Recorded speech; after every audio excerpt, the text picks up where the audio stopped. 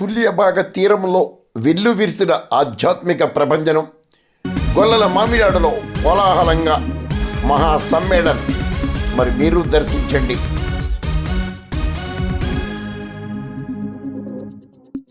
అపర భద్రాద్రిగా ప్రసిద్ధి చెందిన తుల్యభాగ తీరాన గల గొల్లల మామిడాడలో హిందూ మహాసమ్మేళనం ఆదివారం అత్యంత వైభవంగా కోలాహలంగా జరిగింది.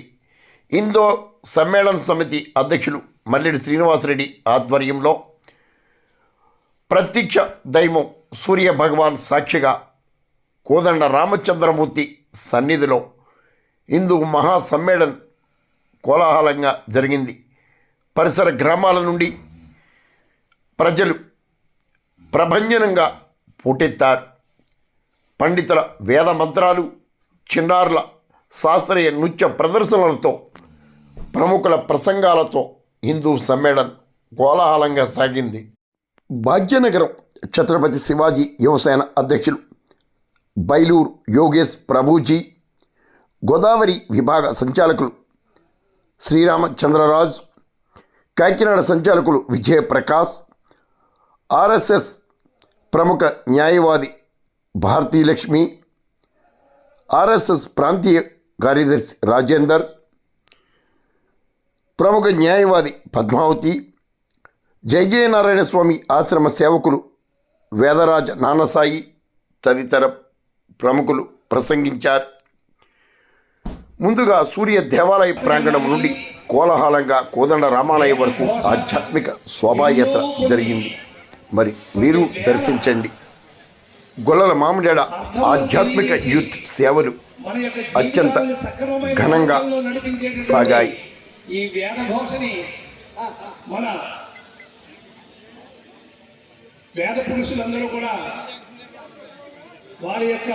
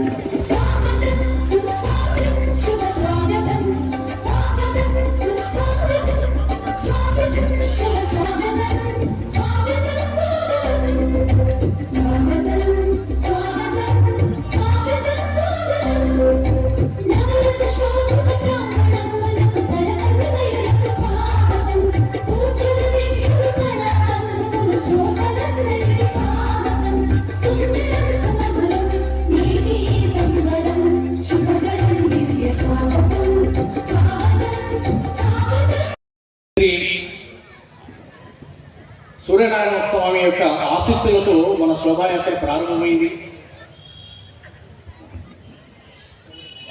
సూర్యనారాయణ స్వామి ఆశీస్సులతో మన శోభాయాత్ర ప్రారంభమైంది. అక్కడి నుండి మన కోదండ స్వామి గారి పాదాల చెంత మనము ఈ సభను ఏర్పాటు చేసుకుంటున్నాము. ఈ సభకు హిందూ ధర్మ కంకణబద్ధులై వచ్చినటువంటి తల్లులకు, మీ అందరి పెద్దలందరికీ హృదయపూర్వక నమస్కారాలు. ఈరోజు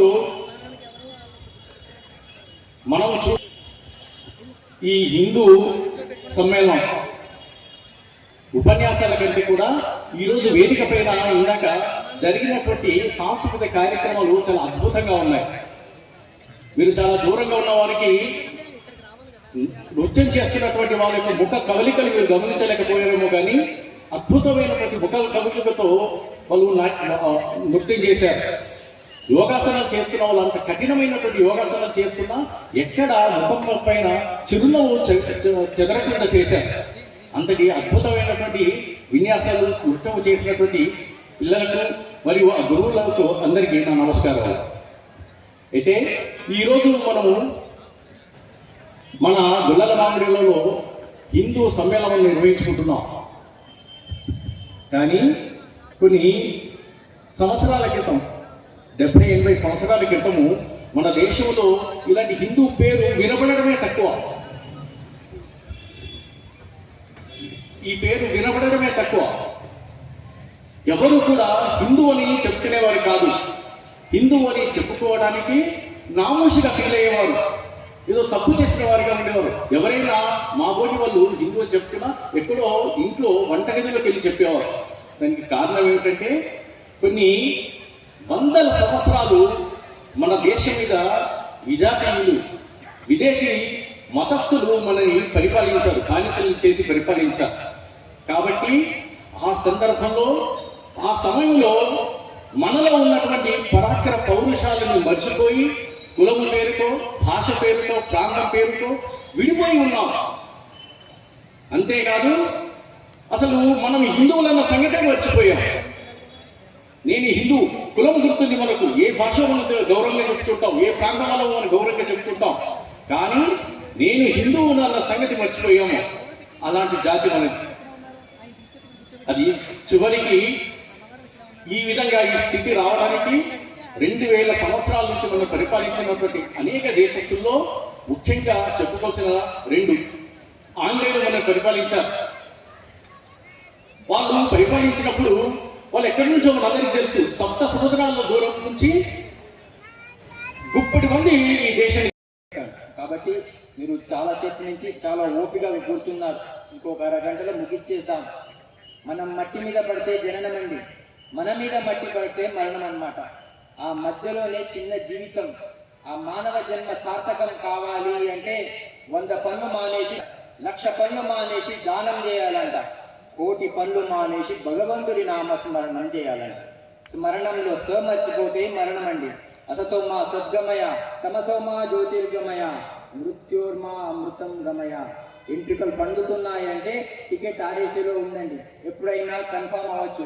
బర్త్డే సెలబ్రేషన్ చేస్తున్నామంటే డెత్ దగ్గరకు వస్తున్నాం, చావుకి దగ్గరకు వస్తున్నాం. కానీ మానవ జన్మ సార్థకం కావాలి అంటే అమ్మలో మా, నాన్నలో నా, గురువులో ఊ, దేవుడిలో డు, ఈ 4 కలిస్తే మానవుడు అండి.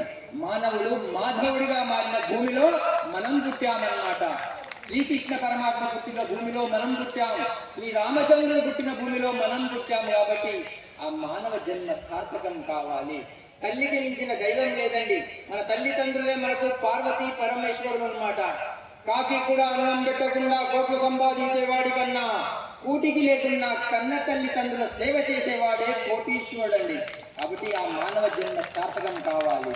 చనిపోయిన తర్వాత పిండాలు పెట్టే భారతీయులం అండి. బతికినప్పుడు తల్లిదండ్రులకు అన్నం పెట్టట్లేదండి. 4 ఆశ్రమాలు ఇంతకు ముందు ఉండేయండి, ఒక వృద్ధాశ్రమం పెరిగిపోయిందండి, తీసుకెళ్ళి అక్కడ వేస్తున్నాం. గుడి ఇది భారతీయులకు చాలా ఇంపార్టెంట్ అన్నమాట. టీచర్ పిల్లవాడిని అడిగిందంటండి, జగన్నాథ్ టెంపుల్ ఎక్కడుంది అని. ఎక్కడుందండి? శబాష్, పూరి జగన్నాథ్ అంటాడు. పిల్లవాడు పూరి అని రాశాడంటండి, వెనుక వాడు కాపీ కొట్టాలంట. వాడు అనుకున్నాడంటే నేను పూరి రాస్తే టీచర్ గెలిచిపోతుందని వాడు చపాతి అని రాశాడు. 2 ఆన్సర్ పేపర్ టీచర్ దగ్గర వెళ్ళిందంటండి, టీచర్ కూడా ఆన్సర్ తెలియదంట. పక్కింట్లో ఏం జరుగుతుంది అని. ఇంట్లో కరెంట్ పోయింది అనుకోండి, ఫస్ట్ పక్కింట్లో దొంగి చూస్తామండి, అక్కడ కూడా కరెంట్ పోతే జర తృప్తి. అనుకోకుండా దేవుడి ఇంటికి వచ్చాడంట. అమ్మ నీకేమైనా కావాలి అంటే కోరుకో అమ్మా అని అడిగింది. ఆమె అడిగిందంట, దేవుడా మా ఇంటికే వచ్చావా పక్కింటికి వెళ్ళావా అని. స్వయంగా దేవుడే ఇంటికి వచ్చి ఏం కావాలో కోరుకోమంటే గ్యాస్ అంతా అక్కడే. దేవుడు చెప్పాడంటండి, అమ్మ నీకు ఏది ఇచ్చినా దాన్ని డబల్ ఇమ్మని కోరుకున్నది అనంట. ఈమె ఆలోచించడం మొదలుపెట్టిందంటండి. ఇప్పుడు 1 కోటి రూపాయలు అడిగాను అనుకో, పక్కింటి ఆమెకు 2 కోట్లు పోతాయి. ఒక మంచి బంగారు నెక్లెస్ అడిగాను అనుకో, ఒక పక్కింటి ఆమె 2 పోతాయి. మంచి పట్టు చీర అడిగాను అనుకోండి, పక్కింటి ఆమెకు 2 పోతాయి. ఈమె ఆలోచించి దేవుడా 4 కన్ను తీసేయమన్నదంట. ఎందుకండి? పక్కింటి ఆమె 2 పోతాయి. అది కాకూడదు. లోకా సమస్త సుఖినో భవంతు అనేవాళ్ళం భారతీయులం. సర్వే జనా సుఖినో భవంతు వర్తమాన సంకీర్తన నారాయణ శబ్ద మాత్రం విముక్త దుఃఖ సుఖినో భవంతు అంటూ విష్ణు సహస్రనామం.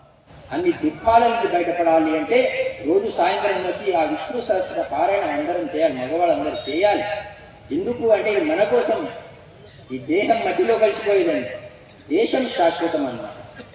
అనుకోకుండా చాలా మందికి ఇంట్లో నిద్ర రాదండి, కార్యక్రమం అంటే నిద్ర వచ్చేస్తుందండి. ఒక ఆయన నోరు తెచ్చుకొని ఒక కార్యక్రమంలో పడుకున్నాడు అంటండి, అటు నుంచి ఒక పాము వెళ్తుందంటండి, ఆ పాము నోట్లో వెళ్ళిపోయిందంటండి. ఇలాంటి సేవకులందరూ కలిసి డాక్టర్ గారు తీసుకెళ్లారంట. డాక్టర్ గారు అనుకోకుండా కార్యక్రమానికి వచ్చారండి, హిందూ సమ్మేళనానికి వచ్చారండి, నోట్లో పాము వెళ్ళిపోయిందండి, ఏం చేయమంటారు అని. డాక్టర్ గారు అన్నారంట, ఏం లేదయ్యా, కొన్ని శనగలు 4 పుల్లారెడ్డి స్వీట్ తీసుకురా అన్నారంట. ఫస్ట్ శనగలు తిన్నాడంటండి, పుల్లారెడ్డి స్వీట్ కూడా తినేయమన్నారంటండి, హాయిగా తిన్నారంటండి. ఇంకా ఇంటికి వెళ్ళిపో, రేపు సాయంత్రం 5 గంటలకు రమ్మన్నారంటండి డాక్టర్ గారు. మళ్ళీ వచ్చాడంటండి, మళ్ళీ డాక్టర్ గారు పుల్లారెడ్డి స్వీట్ శనగలు తినమన్నారు. 1 రోజు, 2 రోజులు, 3 రోజులు, 4 రోజులు, 5 రోజులు ఇదే ట్రీట్మెంట్ నడుస్తుందంటండి. 6వ రోజు ఆయన అనుకున్నాడంట, మళ్ళీ డాక్టర్ గారు ఎట్లయినా పుల్లారెడ్డి శనగలు స్వీట్ అంటారంట. వచ్చేటప్పుడు పట్టుకొచ్చాడండి, కూర్చొని ఫస్ట్ శనగలు తిన్నాడంటండి. ఇంకెట్లయినా డాక్టర్ గారు పుల్లారెడ్డి స్వీట్ తినమంటారని తినపోయాడంటండి. డాక్టర్ గారు అన్నారంట, 10 నిమిషాలు ఆగవయ్యా అన్నారంట. ఆయన 10 నిమిషాలు ఆగాడంటే పాము మెల్లగా బయటకు వచ్చిందంట. దేనికోసం వచ్చిందండి? శబాష్, దేనికోసం వచ్చింది? పుల్లారెడ్డి స్వీట్ ఇవ్వలేదని పాము బయటకు వచ్చిందండి. ఎందుకు అంటే దానికి 5 రోజులు అలవాటు అయిపోయిందండి. ఫస్ట్ శనగలు పెడతారు, తర్వాత పుల్లారెడ్డి స్వీట్ పెడతారు. మీ జీవితంలో కూడా అంతే. ఈ శరీరానికి ఒక 21 రోజులు మంచి అలవాటు చేస్తున్నారు అనుకోండి, రోజు గుడికి రావడం అలవాటు చేస్తున్నారు అనుకోండి, అదే అలవాటు అయిపోతుందండి. కాబట్టి ఏదైనా కూడా భారతీయులకు ఈ ఆలయాలు చాలా ఇంపార్టెంట్ అండి, మనం మర్చిపోతున్నాం. కనీసం